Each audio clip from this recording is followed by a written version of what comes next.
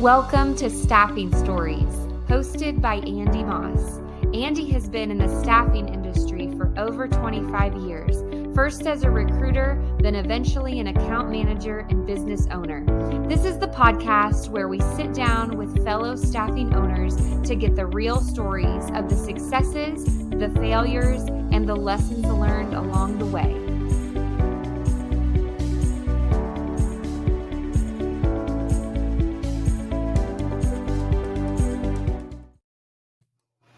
Welcome back to Staffing Stories. I'm your host, Andy Moss, and I want to say welcome to 2024. I think if I had to guess, all of us are like, I'm glad 2023 is behind us and we're moving on, and that's the way I'm taking it. So to kick off our year, I've got a special guest, Mr. Brad Mayr from Employdrive, and the twist in my first couple of podcasts this year is I'm going to highlight certain areas of our business in the staffing. And one of the ones I targeted was the back office. I was like, Brad knows it. I got to get Brad on here to talk about it. But first, Brad, introduce yourself. We'll talk a little bit, but just let everybody know who you are. Yeah, thanks for having me, Andy. Really excited to be here. Happy New Year to everyone. I've been in the staffing industry now a little over 12 years. Started at Randstad as a young buck many years ago as a sales and recruiter. Did actually some back office functions there during my time. I then transitioned to Bullhorn. So I was there for about 8 years, and now I've joined the Employdrive team, and really excited to talk today and talk about some of the experiences and some of the things that we see as priorities for 2024 and beyond. Well, let's start with you first. So you've been on all sides of this staffing, from doing it to supporting it at Bullhorn and Employdrive. Walk me through your progression in your career from start. How'd you get into it and go on? Yeah, so it's a great question, and I think many people can relate to this. I actually got into it because of my father. He's been at Randstad for almost 40 years now. And so, there's no better way to get started than early and learn from somebody who had done it for a long time. And so it was a great learning experience for me early in my career because of all the aspects that you really understand and learn just around business as a whole. Yeah. That, if you went to a corporate company, for example, you're not really getting that, right? You're getting bits and pieces, whereas staffing, impacts everything related to, the overall business. And so, it was a great learning experience for me. And then obviously that then transitioned me to be able to then move to more of the technology side, right? With Bullhorn, to be able to help customers achieve their goals and leverage technology in order to drive business growth and objectives. So that's how I got in the industry, and I'm glad I did because I really enjoy the people. I think the people are what makes the industry unique, and the relationships that you get are just different. So let me ask you this. Did you actually work for your dad, or did you work for somebody else? So I worked for somebody else, right? There always had to be at least one or two layers in between us. I'd be curious to ask questions around that if you were working for him. Right. No, there was always layers between, just to make sure that there wasn't no favoritism and things like that. But he was always one who gave me incredible advice throughout my entire career, and still does today, quite frankly. And so, I always love the conversations that we have related to the industry because we both, have been in it so long. And well, it's kind of like you said, I've got 3 boys in college, and I'm sitting here going, man, would they want to do the business? And I'm like, yeah, I'm kind of letting them find their own way. But if one of them said, hey, I want to do this, like, hey, jump in, because you're going to sink or swim. But you go back to the people, and I think that's something we underestimate around our businesses is who we surround ourselves with. And as we evaluate talent and stuff, is like, you want to work with great people, and you want to be around good people with great attitudes, and you don't want to work with people with Always negative, always negative. But I think you've worked around some good people, especially at Bullhorn, that I knew that you worked around, and I think that's where your career kind of is that where you kind of launched, you think, and just Yeah, for sure. Yeah, yeah, you're right. There's a lot of amazing people there, and also, just customers and prospects, and just really everyone in the industry, right? I think everybody has similar types of goals and a lot of personality traits that I think are relatively similar. yeah, In that, it's just like we're placing people, right? And in order to do that successfully, you need to have good relationships with people. yeah, And I think that's just the common thing across, all of the various technologies and in the industry. It's like you need to treat people well. You need to, spend time and develop relationships, and and you're going to have a good time doing it. yeah. So let's talk about my kind of topic for the first part of this year is just around our industry, and one of the places that I'm not as familiar with is the back office. And I know there's a lot of agencies out there, small, medium, and large, that just struggle with it, either handling it, making implementation changes, transitions. Walk me through kind of your vision for 2024. I mean, maybe look back in 23 of like just the change and kind of coach us along with this, back office topic. Yeah. So it's interesting. I think one of the trends, or one of the areas that I think staffing firms are realizing and seeing as a way to streamline and grow without disrupting back office is this whole concept of integration.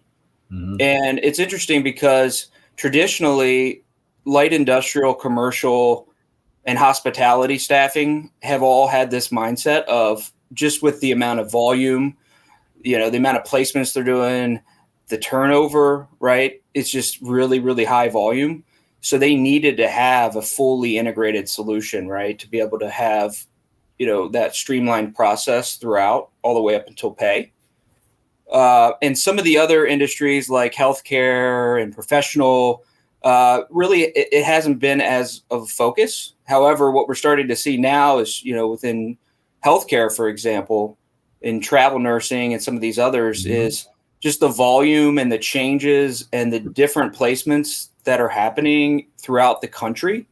Like different taxes for different Right, states. exactly. And so a lot of healthcare firms are now saying, well, in order to keep up with our front office growth, we need to streamline and integrate our front office through our middle and our back office in order to ensure, compliance and risk mitigation, and just overall not overwhelming our back office team with the amount of volume, So and what's going to be interesting too as we move forward is, we've been in this industry for a long time, and there's always what we call this snapback, right? Where, the economy is not in a great spot, but when the economy starts to turn and get more into a positive frame, there's this thing called the snapback, which is all these companies go out, and the first thing they do is they work with staffing firms because they're unsure about the longevity of the economy,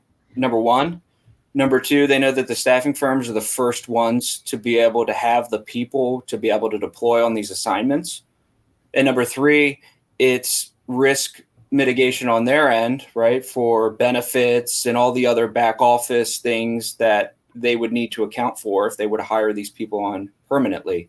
So when this snapback happens, it'll be interesting to see if more of the professional firms start to then have this more of a mindset of integration is important to us.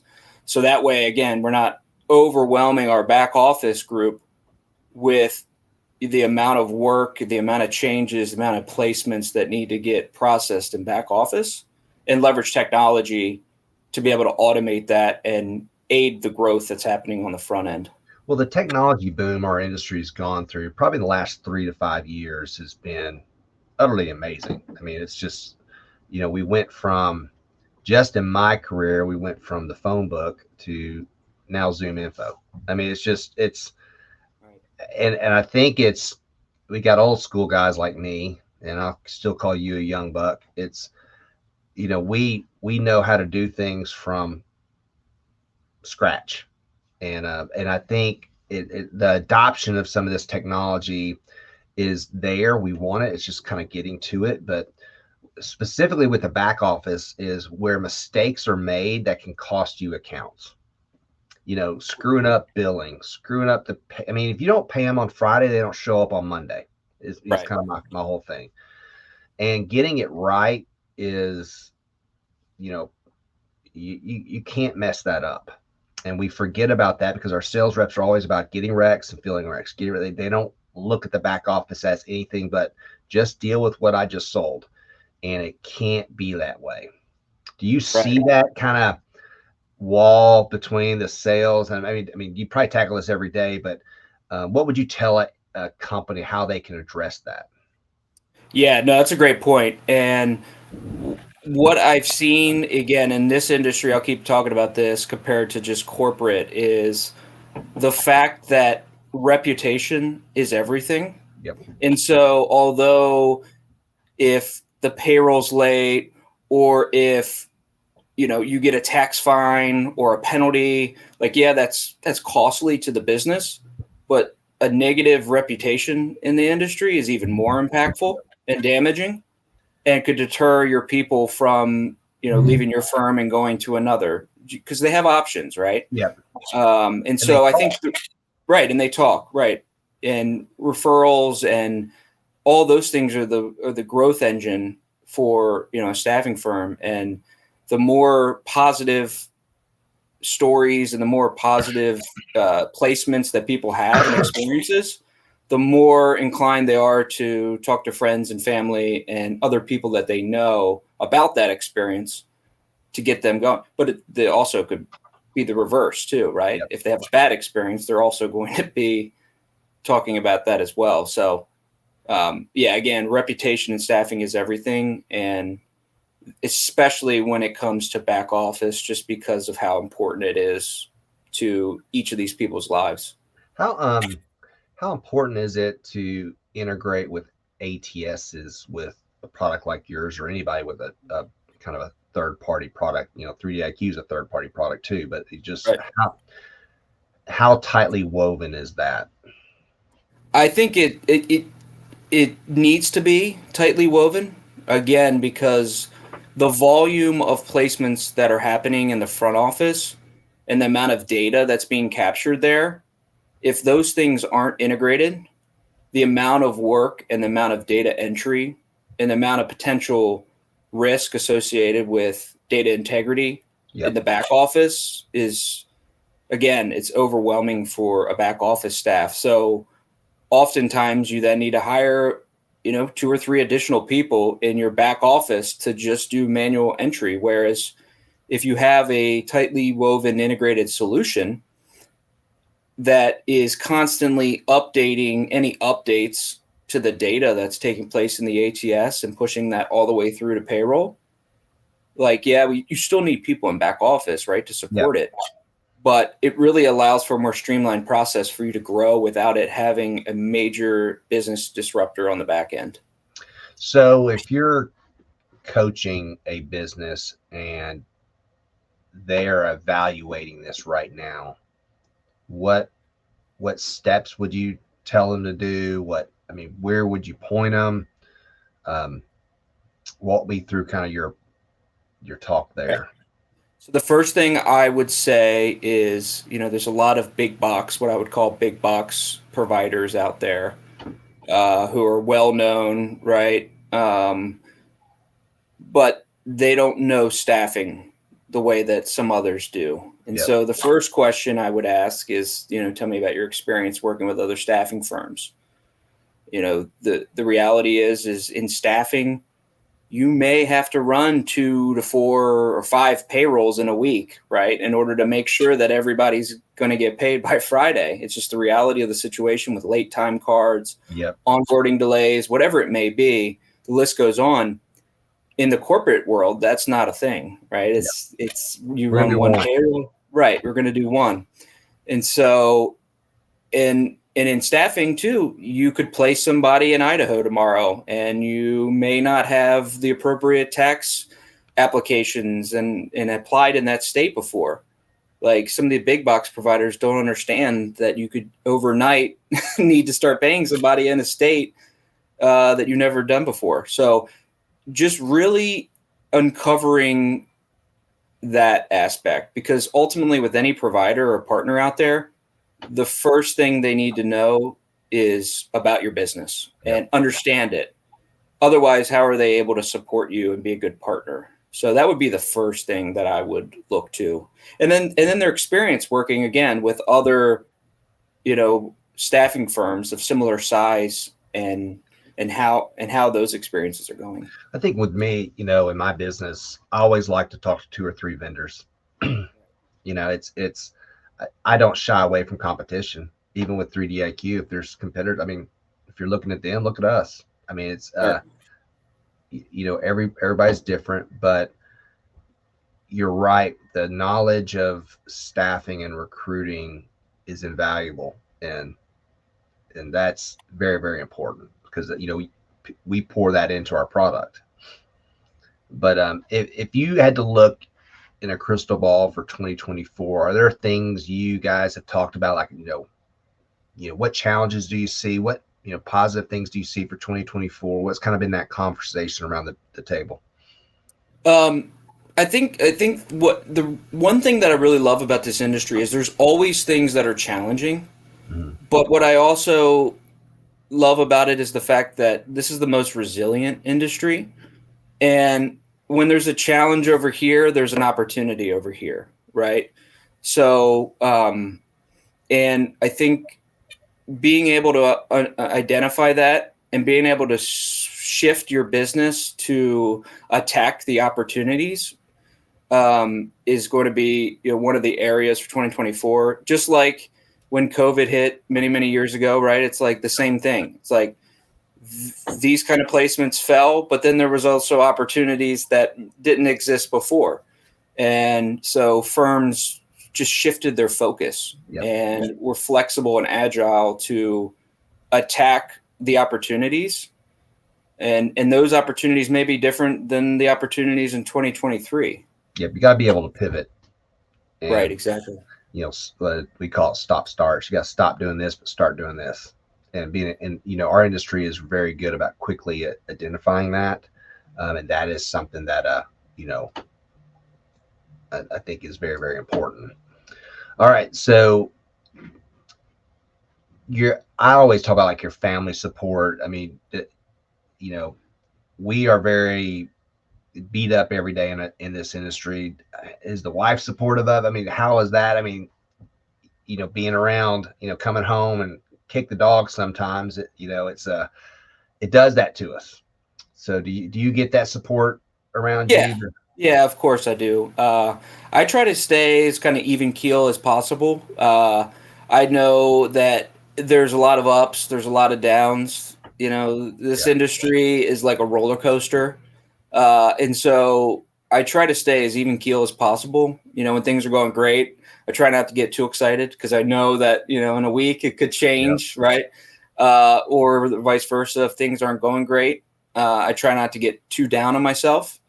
But yeah, I mean, support at home. I think the other thing is just the support in the industry too, right? It's like talking to people who, may see things in a different way, right? Like, I've talked to customers recently and they're like, yeah, our business is down. And, they were kind of down about it. And I was like, well, just so you know, I mean, that's we're seeing that across the board. Like you're not the only one, right? Right. So it's also talking to other people too, to just get some perspective that a lot of us are all, although we can be competitors, at the end of the day, we're all kind of in this together. Right. And so the more you can leverage your network too, to get perspective is good. That's great advice. Cause I always think as much as we compete against each other, but we are each other's support group in therapy and we're all going through it. we don't talk about secret sauce stuff. We just say like, man, are you feeling this, or am I the only one? And I had that relationship around my city that we work in, and I hope others do that. There's great round tables out there in the staffing group now that are unbelievable. I know Tom Kosnick has a couple of those. I mean, they're just very, very good to be part of. But you've given us a lot of hints today, and I really appreciate you willingness to kind of come on, and say, kind of walk us through steps there. But I always end my podcast with asking, okay, if you're streaming a show right now, Netflix, Prime, what's the show that you go to? Ooh, I don't know. There's been a lot of great stuff on, honestly, right now. I think of Disney.